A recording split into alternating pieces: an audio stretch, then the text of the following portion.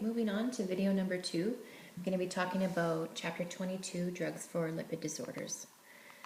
Alright, so there's 3 types of lipids important to humans: triglycerides, phospholipids, and steroids or cholesterol. So we're very familiar with cholesterol. The lay or the general public knows a lot about cholesterol and they're worried about their cholesterol levels. But I'm going to explain why knowing the cholesterol level isn't good enough. Cholesterol is essential for life, but only in minute amounts, so it's not something that we would recommend to increase their cholesterol levels. The body actually produces cholesterol also, so just trace amounts is what is needed to sustain a healthy body. Over 43% of adult Canadians have elevated total cholesterol. Okay, so it is a problem that we need to take care of. Along with lifestyle modification, we want to lower people's lipid levels and cholesterol. So HDL is high density lipoprotein. LDL is low density lipoproteins. And you can think of HDL is happy lipoprotein, or the good kind of lipids that we want. And LDL is the lousy lipoprotein, and we want that level to be low. And we want HDL to be high. Hyperlipidemia means high levels of lipids in the blood, and it's a major risk factor for cardiovascular disease. Hypercholesterolemia is elevated blood cholesterol. Dyslipidemia refers to abnormal levels of lipoproteins, and this can be an inherited or an acquired problem. So as I was saying before, it's not good enough to just know the total cholesterol level. We have to know what the lipid panel shows. So we can order blood tests that tell us what the HDL level is in the blood, the LDL level, the triglyceride level, and of course the total cholesterol. So with this being said, if you have a client that has the levels all look good across the board except they have high triglycerides, then there's a drug class that we're going to want to use to lower those triglycerides along with lifestyle modification. Another example would be if they have just high LDL and everything else looks okay, then there's a drug class that we can use that specifically targets the LDL levels. These are the drug classes used in treating lipid disorders. Statins, or they are HMG-CoA reductase inhibitors, bile acid resins, nicotinic acid, and fibric acid agents. So these are all the drugs for dyslipidemia. We're going to be talking about the statins first. The name statin comes from the name of the medication. So we can see atorvastatin, fluvastatin, lovastatin. All of the endings are statin, and those are the HMG-CoA reductase inhibitors. So statins are first-line drugs in treating lipid disorders. They work really great. And the main thing is that they reduce LDL, and they also increase LDL, 2 things that we want to do.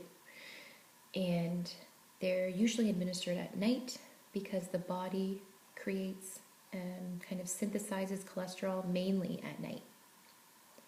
The prototype drug is atorvastatin, or Lipitor, very common drug that is prescribed. So it inhibits HMG-CoA reductase. It reduces serum lipid levels, but it can cause adverse effects such as intestinal cramping, diarrhea, constipation, and rarely liver damage. So with that being said, the role of the nurse is to monitor their liver enzymes to see if they are experiencing any kind of liver damage. The other thing that has come out is that it can cause problems with the muscles. So we have to monitor for myopathy. Myopathy means that their muscles are painful and weak. And so there's certain blood tests like a CK that we can order to see what's going on with their muscles.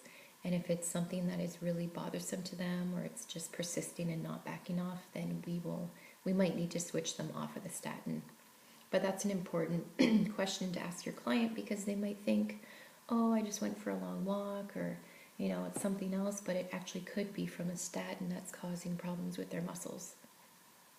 We need to watch for signs of GI upset. And again, this is another drug class along with calcium channel blockers that we don't want them to take with grapefruit juice, because it inhibits the metabolism of statins. So there's more statin in the bloodstream which can cause toxic effects. Now, bile acid resins, these target LDL. So if someone has a high LDL, maybe they can't tolerate statins, then we would put them on a bile acid resin, or it could be used in combination with a statin. So what this drug class does is that they bind with the bile acids to increase excretion of cholesterol in the stool. But they do tend to cause more frequent side effects than statins, so these are no longer considered first-line drugs. The way that they work, though, is that they do not go into the systemic system. They don't work systemically. They just bind to the cholesterol, and then basically it's pooped out. The prototype drug is cholestyramine. The mechanism of action is that it increases the LDL receptors on the hepatocytes of the liver. So basically it's lowering LDL blood levels. But the effects are a lot of GI effects: constipation, bloating, gas, nausea, and steatorrhea. Steatorrhea is not a fun side effect at all. It is actually, it's excess fat in the feces. So some people just might not tolerate or want to tolerate these side effects. So we have to make sure that they know about this.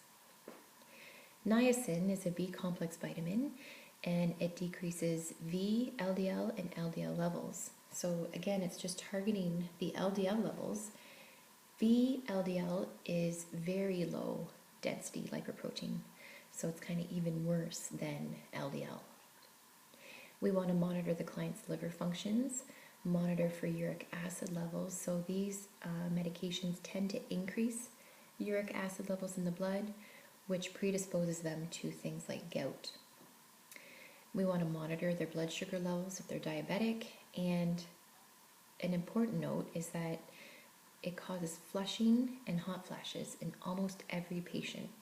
So again, your client might not want to experience that every day, so they need to be aware of that before we put them on, or if they're on this medication and they're experiencing these side effects, maybe we can advocate for them to be switched to a different drug class. Fibric acid agents, they lower lipid levels used in combination with statins. These specifically target the triglycerides. So they are the drug of choice for treating severe hypertriglyceridemia. The prototype drug for this is gemfibrozil.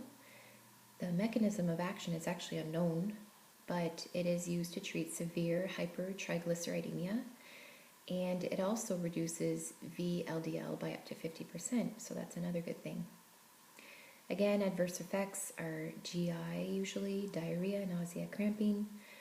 It can increase the likelihood of developing a gallstone, which are very painful, and occasionally, again, liver damage. So the role of the nurse in monitoring drugs for lipid disorders is to monitor their condition, monitor for side effects, ask them specific questions to see if they're experiencing any of the specific side effects of those drug classes. And then, of course, we monitor for that lipid panel. We want to monitor the triglyceride, the total cholesterol, the LDL, and the HDL levels to see if they are being affected positively by the medication that we're giving them. This is the medication that I specifically want to focus on in terms of testing, so Lipitor, because you are going to be seeing it a lot. But with that being said, you are responsible to know the other drug classes also, as always. Okay, and we'll move on to the next video.